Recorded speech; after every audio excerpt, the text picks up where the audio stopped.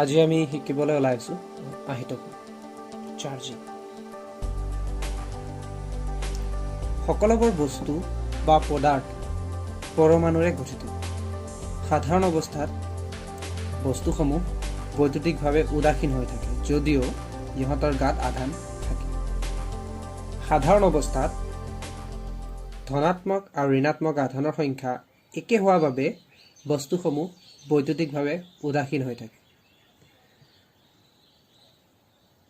উদাহৰণ এটা লৈ বস্তুসমূহ বা পদাৰ্থসমূহৰ উদাসীনতা বুজাই দি আছোঁ। ধৰি লোৱা যাওক এলুমিনিয়ামৰ দণ্ড এডাল লৈছোঁ। এলুমিনিয়ামৰ দণ্ডডালত এলুমিনিয়ামৰ পৰমাণু থাকিব।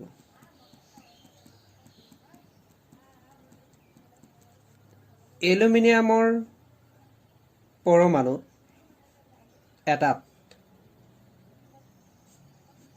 প্ৰটনৰ সংখ্যা হৈছে 13, ইলেক্ট্ৰনৰ সংখ্যা 13 আৰু নিউট্ৰনৰ সংখ্যা 13। প্ৰটন ধনাত্মকভাৱে আহিত, ইলেক্ট্ৰনবোৰ ঋণাত্মকভাৱে আহিত আৰু নিউট্ৰনবোৰ আধান নাই, নিউট্ৰনৰ আধান 0। গতিকে এলুমিনিয়ামৰ পৰমাণু এটাত মুঠ ধনাত্মক আধান হ'ব 13 × +1.6 × 10⁻⁻19 কুলম।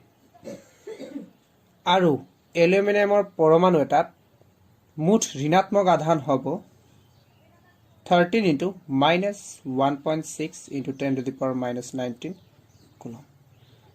আৰু যিহেতু নিউট্ৰনৰ আধান 0,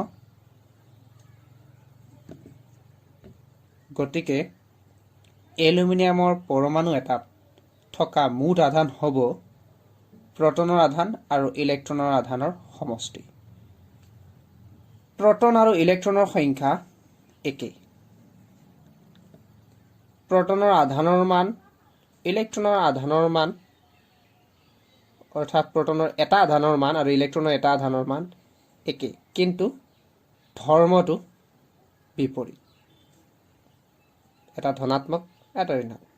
সেইকাৰণে প্ৰটন আৰু ইলেক্ট্ৰনৰ আধানৰ মুঠ সমষ্টি উলিয়ালে আমি মুঠ আধান পাম 0। অৰ্থাৎ এলুমিনিয়ামৰ পৰমাণু এটাত থকা মুঠ আধানৰ মান 0। অৰ্থাৎ পৰমাণুটো বৈদ্যুতিকভাৱে উদাসীন।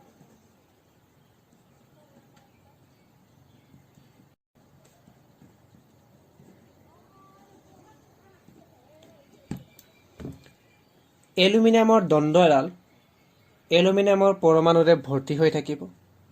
প্ৰতিটো পৰমাণুৱে বৈদ্যুতিকভাৱে উদাসীন হ'ব, কাৰণ প্ৰতিটো পৰমাণুত থকা মুঠ আধানৰ মান 0, কাৰণ তাত যিমানটা প্ৰটন থাকিব সিমানটা ইলেক্ট্ৰন থাকিব।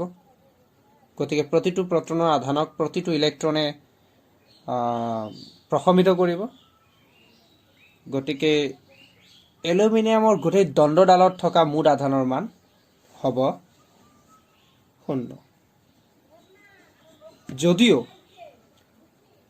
এলুমিনিয়ামৰ দণ্ডডালত ধনাত্মক আধানো থাকিব, ঋণাত্মক আধানো থাকে, তথাপি মুঠ আধান 0 হ'ব, কাৰণ এলুমিনিয়ামৰ দণ্ডডালত থকা মুঠ ঋণাত্মক আধান আৰু মুঠ ধনাত্মক আধানৰ মান একেই, যাৰ কাৰণে আধানৰ সমষ্টি 0 হয়। ইয়াক কোৱা হয় বৈদ্যুতিকভাৱে উদাসীন হৈ থকা। সেইকাৰণে কোৱা হৈছে যে সাধাৰণ অৱস্থাত বস্তুসমূহ বা পদাৰ্থ বৈদ্যুতিকভাৱে উদাসীন হৈ থাকে যদিও ইহঁতৰ গাত আধান থাকে। আধান থাকেই, কিন্তু আধানবোৰ ঋণাত্মক আৰু ধনাত্মক আধান থাকে। সেইকাৰণে সমষ্টিটো সিহঁতৰ 0 হয়। বস্তু বা পদাৰ্থ এটা আহিতকৰণ কৰিবৰ কাৰণে আমি তিনিটা পদ্ধতি অৱলম্বন কৰিব পাৰি। এটা হৈছে ঘৰ্ষণ পদ্ধতি,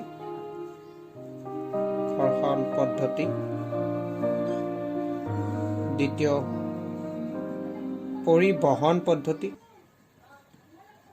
তৃতীয় আবেশ পদ্ধতি।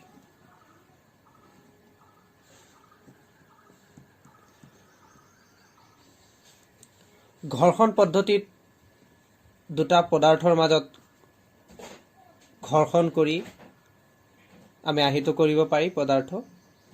পৰিবহন পদ্ধতিত দুটা পদাৰ্থৰ মাজত স্পৰ্শ কৰাই আমি আহিতকৰণ কৰিব পাৰি। আৰু আবেশ পদ্ধতিত দুটা পদাৰ্থ অচৰা অচৰিকে আনি আহিত কৰিব পাৰি। ইয়াৰ বিষয়ে আমি এটাৰ পিছত এটাকৈ আলোচনা কৰিম। প্ৰথমতে আমি আলোচনা কৰিম ঘৰ্ষণ পদ্ধতি।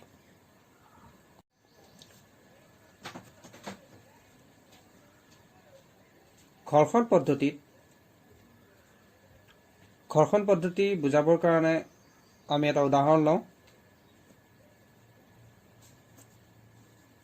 তাৰ কাৰণে আমাক এডাল কাঁচৰ দণ্ড লাগিব আৰু চিল্কৰ কাপোৰ এখন।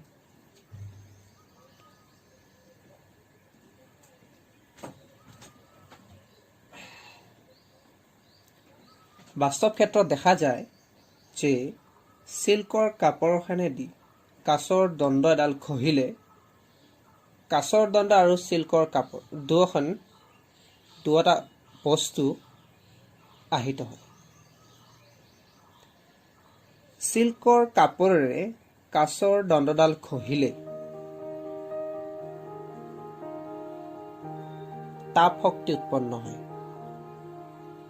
সেই তাপ শক্তিৰ কাৰণে কাঁচৰ দণ্ডডালত থকা কাঁচৰ পৰমাণুৰ বহিৰ্খলৰ ইলেক্ট্ৰনবোৰ নিউক্লিয়াছৰ বান্ধন শক্তিৰ পৰা ওলাই আহে। ওলাই অহাৰ কাৰণ ঘৰ্ষণৰ ফলত উদ্ভৱ হোৱা তাপ শক্তি। সেই তাপ শক্তি বহিৰ্খলৰ ইলেক্ট্ৰনে পোৱাৰ কাৰণে নিউক্লিয়াছৰ বান্ধনৰ পৰা সিহঁত ওলাই আহি চিল্কৰ কাপোৰত গুচি যায় ইলেক্ট্ৰন। যাৰ কাৰণে চিল্কৰ কাপোৰত প্ৰটনৰ তুলনাত ইলেক্ট্ৰনৰ সংখ্যা বেছি হৈ যায়। ঘৰ্ষণৰ আগত চিল্কৰ কাপোৰত মুঠ আধান 0 আছিলে। যেনেকে মই আগতে দিয়া এলুমিনিয়ামৰ দণ্ড এডালৰ উদাহৰণ দিছোঁ, ঠিক তেনেকে চিল্কৰ কাপোৰৰ ক্ষেত্ৰতো মুঠ আধানৰ সমষ্টি আগতে 0 আছিলে। কিন্তু চিল্কৰ কাপোৰখন কাঁচৰ দণ্ডডালত ঘঁহোৱাৰ কাৰণে কাঁচৰ দণ্ডডালৰ পৰা ইলেক্ট্ৰন মুক্ত হৈ চিল্কৰ কাপোৰলৈ আহিছে। যাৰ কাৰণে এতিয়া চিল্কৰ কাপোৰত থকা মুঠ প্ৰটনৰ সংখ্যাতকৈ ইলেক্ট্ৰনৰ সংখ্যা বেছি হৈছে। অৰ্থাৎ ধনাত্মক আধানৰ তুলনাত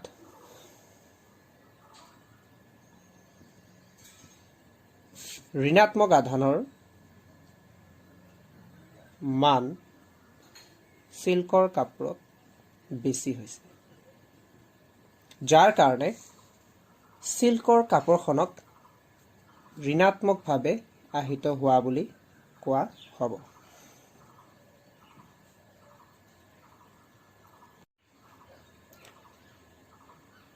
এতিয়া কাঁচৰ দণ্ডডালৰ ক্ষেত্ৰত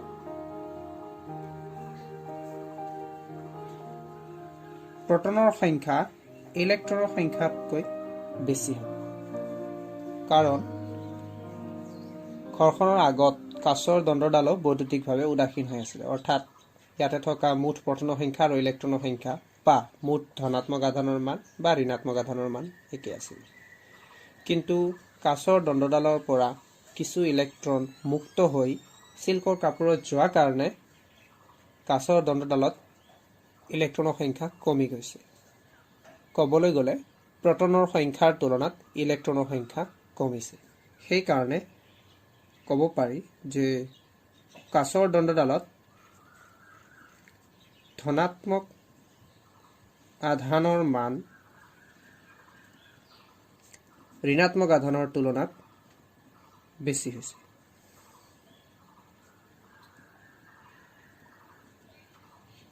গতিকে কাছৰ দণ্ডডালক আমি ধনাত্মকভাৱে আহিত হোৱা বুলি ক'ব পাৰি।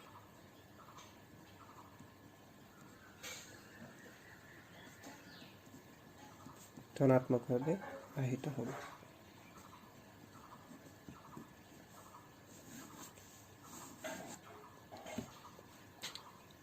এইটোৱে হৈছে ঘৰ্ষণ পদ্ধতিৰে আহিতকৰণ। এইবাৰ আমি চাম পৰিবহনৰ দ্বাৰা আহিতকৰণ। পৰিবহনৰ দ্বাৰা আহিতকৰণত দুটা বস্তুৰ সংস্পৰ্শলৈ আনিব লাগিব। তাৰ কাৰণে আমি কাছৰ দণ্ড এডাল লৈছোঁ, যিডাল কাছৰ দণ্ড আগতীয়াকৈ ধনাত্মক আধানেৰে আহিত হৈ আছে।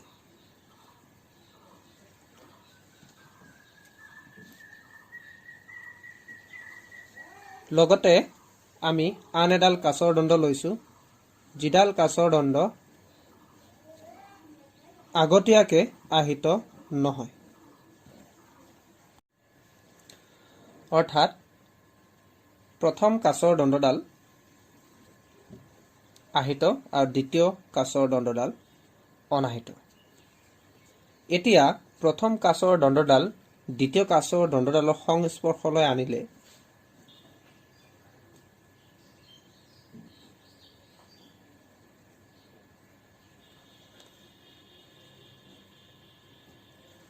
প্ৰথম কাছৰ দণ্ডডালৰ ধনাত্মক আধানৰ কাৰণে বা ধনাত্মকভাৱে আহিত হৈ থকাৰ কাৰণে দ্বিতীয় কাছৰ দণ্ডডালৰ পৰা ইলেক্ট্ৰন প্ৰথম কাছৰ দণ্ডডাললৈ আকৰ্ষিত হ'ব। ধনাত্মকভাৱে আহিত হোৱা কাৰণে বা ধনাত্মক আধানবোৰে দ্বিতীয় কাছৰ দণ্ডডালৰ ইলেক্ট্ৰনবোৰক আকৰ্ষণ কৰিব। ইয়াৰ পৰা ইলেক্ট্ৰন অৰ্থাৎ কিছু সংখ্যক ইলেক্ট্ৰন প্ৰথম কাছৰ দণ্ডডাললৈ যোৱাৰ কাৰণে দ্বিতীয় কাছৰ দণ্ডডালত প্ৰটনৰ সংখ্যাৰ তুলনাত ইলেক্ট্ৰনৰ সংখ্যা কিছু কমিব, যাৰ কাৰণে দ্বিতীয় কাছৰ দণ্ডডালত ধনাত্মক আধানৰ মান ঋণাত্মক আধানৰ তুলনাত কিছু বেছি হ'ব। তেতিয়া দ্বিতীয় দণ্ডডালক ধনাত্মকভাৱে আহিত হোৱা বুলি কম। এই ক্ষেত্ৰত এনেকুৱা নহ'ব যে দ্বিতীয় দণ্ডডালৰ পৰা ইলেক্ট্ৰন গৈ প্ৰথম দণ্ডডালত যিমান আধান আছে সিমান ইলেক্ট্ৰন দ্বিতীয় দণ্ডডালৰ পৰা যে আহিব, তেনেকুৱা নহয়। কিছু সংখ্যক আহিব। এটা ইলেক্ট্ৰন যদি ইয়াৰ পৰা ইয়ালৈ আহে, তেতিয়া ইয়াতে এটা ধনাত্মক আধানৰ সৃষ্টি হ'ব বা সমপৰিমাণৰ ধনাত্মক আধান সৃষ্টি হ'ব, যাৰ কাৰণে এইফালৰ ধনাত্মক আধানেও এইফালে যোৱা ইলেক্ট্ৰনক কিছু আকৰ্ষণ কৰিব। তো ক'বলৈ গ'লে ইয়াতে কিছু সংখ্যক ধনাত্মক আধান প্ৰশমিত হ'ব, যাৰ কাৰণে ইয়াত কিছু সংখ্যক ধনাত্মক আধানৰ সৃষ্টি হ'ব। তো এনেকৈ সংস্পৰ্শক লৈ আনি আহিত কাছৰ দণ্ডডাল অনাহিত কাছৰ দণ্ডডালৰ সংস্পৰ্শত লৈ আনি অনাহিত কাছৰ দণ্ডডাল ধনাত্মকভাৱে আহিত কৰা হৈছে। ইয়াক পৰিবহনৰ দ্বাৰা আহিতকৰণ কৰা বুলি কোৱা হয়।